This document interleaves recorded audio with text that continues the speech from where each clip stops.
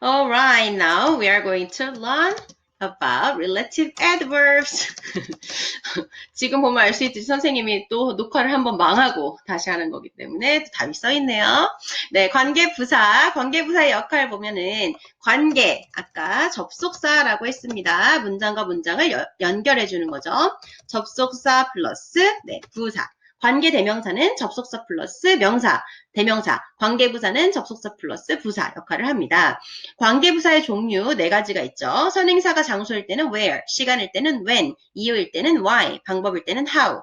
자, 관계부사가 전치사 플러스 관계대명사랑 같다. 이 부분이 중요합니다. 그래서 where 같은 경우는 in which, at which, on which 이런 식으로 쓸 수 있고요. when 같은 경우는 in which, at which, on which. 똑같네요. 왜 똑같을까요, 여러분? 그리고 또 언제 in을 쓰고, 언제 at을 쓰고, 언제 on을 쓰고 궁금하죠? 네, 예를 들면 장소 같은 경우는 보통 이렇게 더 넓은 장소일 때 in을 쓴다고 하거든요. in the playground, in the hospital, in the building 이런 말 많이 쓰죠. 자, 앞에 in과 어울리는 선행사가 나오면 in을 쓰는 거고요. 어렵죠. 그 다음에 뭐 직장에서라고 할 때는 in work, on work보다는 at work를 많이 쓰거든요. 그럴 때 앞에 work가 나왔을 때는 at을 쓰겠죠. 그리고 바로 그곳 할 때 뭐 in the spot, at the spot, on the spot, on을 많이 쓰거든요. 그래서 앞에 만약에 the spot이 선행사로 나왔으면 on which를 쓰고. 하지만 여러분들이 수능 문제를 푸는데 뭐 이게 in이니 at이니 on이니 이런 걸 묻지 않아요. 내신에서 선생님이 그런 걸 묻지는 않을 거고요. 근데 where가 in which, at which, on which랑 같다. 요 정도는 알고 있어야 문법 문제를 잘 풀 수 있을 거예요. when은 더 쉬울 것 같은데 여러분들 예를 들면 2020년에 할 때 어떻게 해요? in 2020, at 2020, on 2020. 네, it's easy. in 2020. What about time? Let's meet at 7, in 7, on 7. Let's meet at 7 o'clock, right? So if there is a time before when, you should use at. 그쵸? time 있으면 at. How about day? On Saturday, at Saturday, in Saturday. Of course, on Saturday. 그래서 요일이 있으면 on which를 쓰면 돼요. 자, 이유하고 방법은 고를 필요 없이 딱 나와 있으니까 좋죠? why는 for which, 방법 how는 in which와 같습니다. 네, 선생님이 잠깐 멈췄었는데요. 지금 선생님 둘째 따님, 뽀로로 시청각 교육 중인데, 뽀로로 끝났다고 소리를 지르셔서 잠시 다녀왔습니다. 네, 4번, 빈칸을 채우시오. 자, 위에 있는 거 보면서 빈칸을 채워볼게요. Number 1, Thursday is the day, the show airs. 자, the day라는 말이 나왔으니까 시간이겠죠. 그러면 관계부사 뭐를 쓰면 될까요? 시간이니까 when을 쓰면 됩니다. 그 다음 이제 when은 in which, at which, on which 중에 하나인데 뭘 쓰면 좋아요? 앞에 딱 봤더니 day라는 말이 나오네요. 요일이에요. 그렇다면 네, on which를 쓰면 되겠죠. Number 2. I remember the restaurant blank. They ate shabu-shabu together. 여기 restaurant이 나왔으니까 장소겠죠. 뭘 쓰면 돼요? where를 쓰고 그 다음에 restaurant은 뭐와 많이 쓰냐면 in the restaurant, in을 많이 쓰거든요. 그러면 in which 이렇게 쓰면 되겠죠. I remember the restaurant in which they ate shabu-shabu together. 자, number 3. I don't know the reason for which he did not get the finals. for which랑 같은 것은 관계부사 y겠죠. 앞에 이유의 선행사가 나오기도 했고요. 선생님이 요걸 쓰라고 한 게 아니었네요. 여러분, 선생님이 이렇게 한 거 보면 여러분들도 y를 썼을 수도 있어요. 자, y는 너무 쉽기 때문에 선생님이 뒤에 빈칸을 이렇게 마련해 놨었네요. 자, 선생님이 하고도 이렇게 깜빡깜빡합니다. 자, 이렇게 칸을 2개로 나눠놨는데 지금 위에 있는 문장이랑 같다고 했는데 없는 게 뭐냐면 for which죠. 자, for which. 요거를 지금 이렇게 둘로 나눠놨다는 건데 어떤 게 앞에 와야 될까요? for가 앞에 와야 될까요? which가 앞에 와야 할까요? 네, 여기 which가 오고 전치사는 뒤로 보낼 수 있습니다. 선생님이 이거를 설명하려고 이 문제를 만들어 놨던 거예요. 그러니까 for which를 꼭 이렇게 같이 써야 하는 게 아니고요. 이런 식으로 which하고 그 다음에 for를 나눠 놓을 수 있는데 관계 대명사는 반드시 선행사 뒤에 이렇게 와야 되고요. 그 전치사를 뒤로 보낼 수 있어요. 그럼 선생님 위에 것도 돼요? 네, 위에 것도 돼요. 위에 것도 되기 때문에 지금 어떻게 할 수 있냐면 Thursday is a day which the show airs on. 여기다가 오늘 보낼 수 있다는 거예요.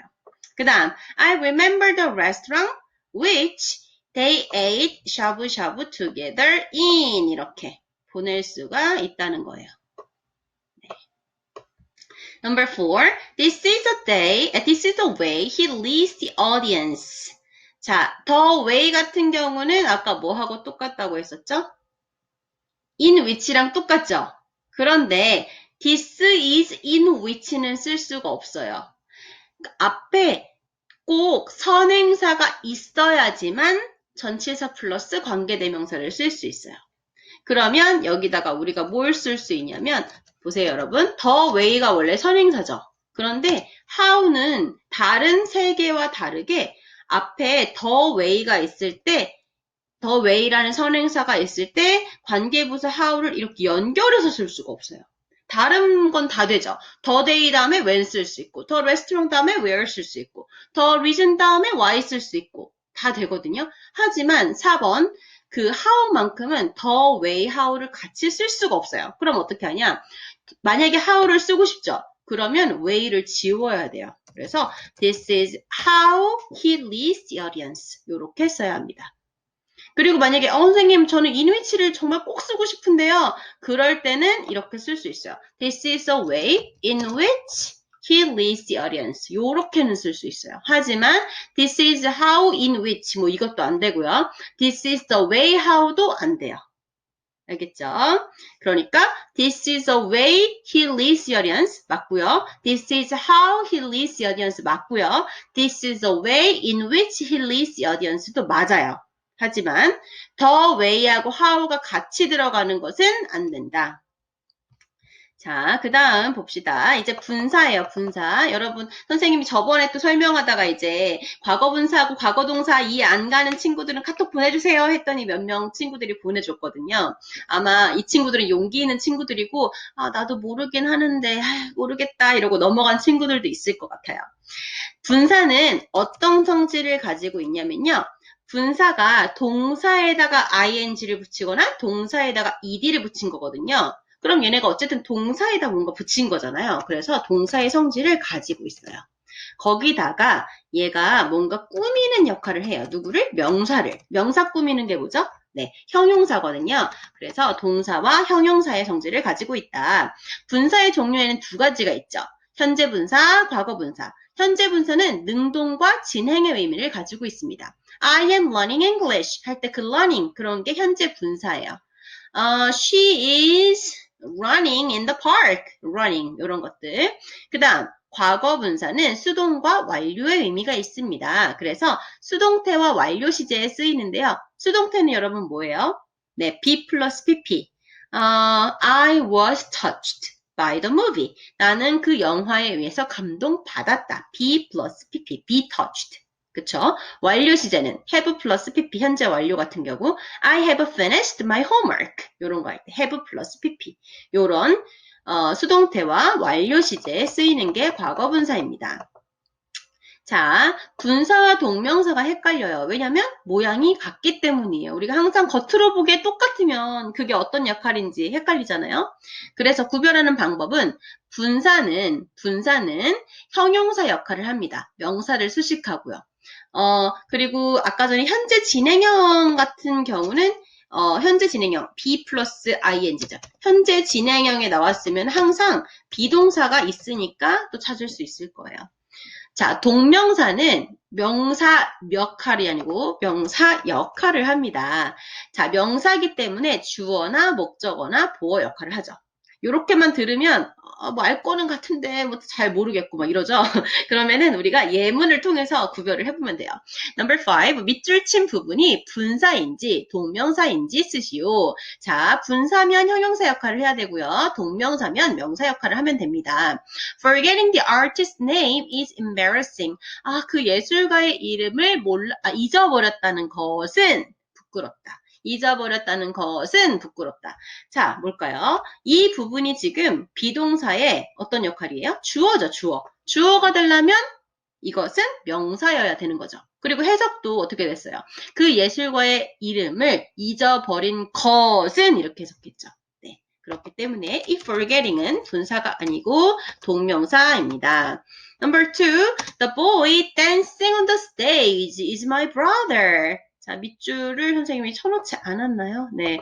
The boy dancing on the stage. 그 무대에서 춤추고 있는 소년은 나의 남동생이다. 무대에서 춤추고 있는 소년. 자, 댄싱이 뭘 하고 있죠? The boy를 꾸며주고 있죠. 자, 명사를 꾸며주고 있네요. 그러면 형용사 역할을 하고요. 그러면 얘는 뭘까요? 네, 분사가 되겠죠. 자, number 6. 주어진 낱말을 변형하여 빈칸을 알맞게 채우시오. The painting was from the museum last night. 이건 이제 과거 분사를 좀 여러분들이 과거 분사가 언제 쓰이는지 알아보게 하기 위해서 낸 문제인데요. 그 그림이 지난 밤에 박물관에서 도난당했다라고 쓸 거예요. steal은 훔치는 거죠. 그런데 훔침을 당했어요. 수동태예요. 그럴 때 steal의 과거 분사형인 뭘 써줘야 돼요? stolen을 써주면 되겠죠. The painting was stolen. 이런 게 바로 무슨 태다? 수동태, be plus pp, 당하는 거. 그 어떤 동사를 스스로 하는 게 아니고 그 동사를 당하는 거예요.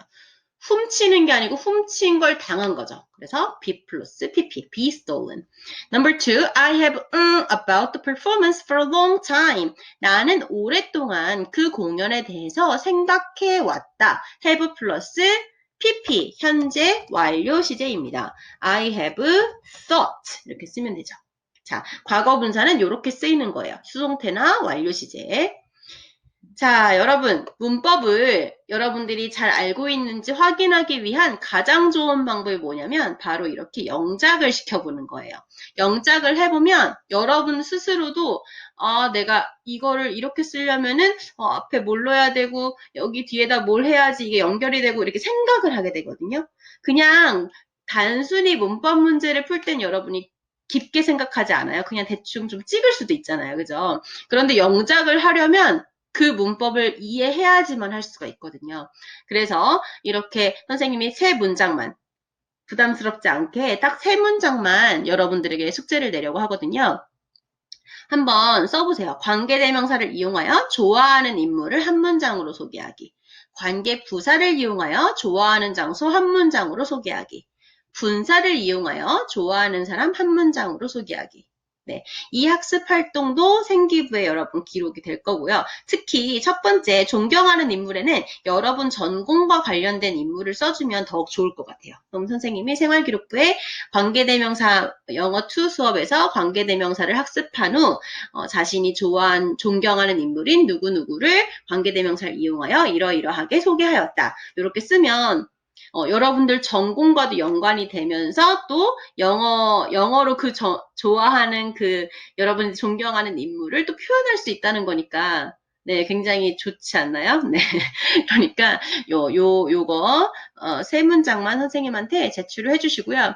선생님도 굉장히 막 욕심이 많아가지고 지금 많이 막 하고 있는데, 우선 선생님 정말 피드백 꼭 줄 거니까 제발, 기다려주세요. 선생님 빨리 주고 싶었는데, 네, 어쨌든 한 명 한 명 해서, 그리고 원래는 제출 순서대로 주려고 했는데 그 제출 순서를 정리하는 것도 보통 일이 아니네요. 처음부터 네이버 폼으로 했으면 참 좋았을 텐데, 선생님도 나이도 있고, 그렇게 막 이렇게 테크니컬한 부분에 강하지가 않아서 네이버 폼을 활용할 생각을 못 했다가, 이거, 이렇게 카톡으로 받다 보니까 정리가 안 되는 거예요, 선생님이.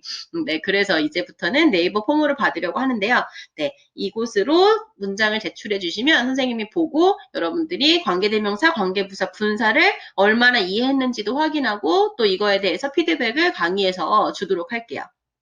네, 그러면 숙제 내주고 이번 7차 시는 이것으로 마치겠습니다. 8차 시에서 만나요.